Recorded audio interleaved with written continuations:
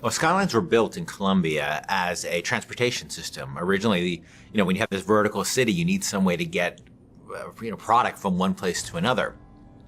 But what started happening along the way is, first it was kids, because it's always kids, right? Started figuring out a way to get these sky hooks that they could connect to the lines and sort of get from one place to the city and do these acrobatic feats on them.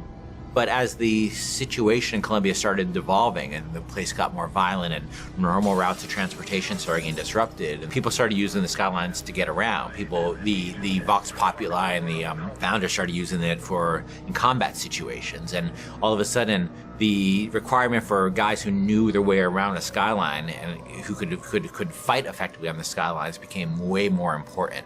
And by the time Booker gets to Colombia, the skylines have a broad range of usage, and you'll see in the demo, cargo being moved around on those things. That creates even a more hazardous situation. But there's also people using it for all kinds of purposes, including and especially combat.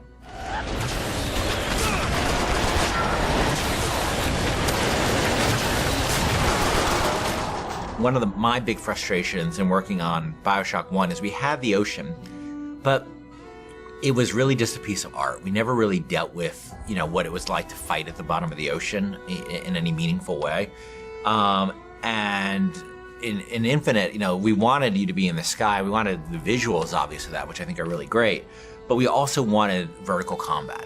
And we played around with lots of ideas for like using flight and stuff like that for a while. But in the end of the day, to me, the experience of being on a plane versus the experience of being on a roller coaster is a very different experience.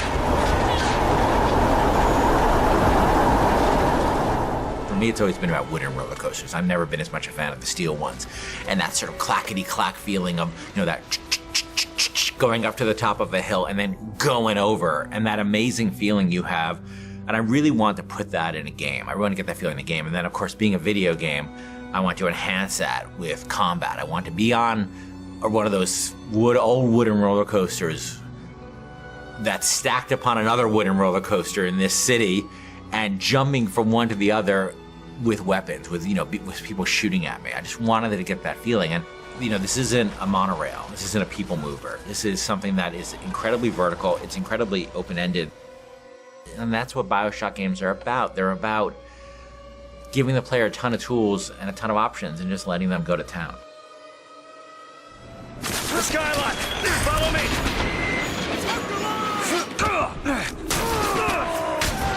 To tell you the truth, it took a long time to get it right, but I think we're really at the stage now where it feels just great. And it looks awesome, and it feels awesome. And it's one of our biggest challenges on Infinite, and I think we're really getting there.